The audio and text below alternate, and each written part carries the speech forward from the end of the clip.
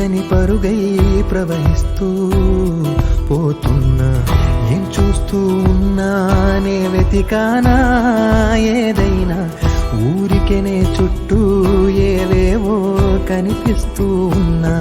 కదలని ఓశిలనే అయినా, తుడిలో కరిగే కలనే అయినా, ఏం తేడా ఉందట నువ్వెవరంటూ అడిగితే నన్నెవరైనా.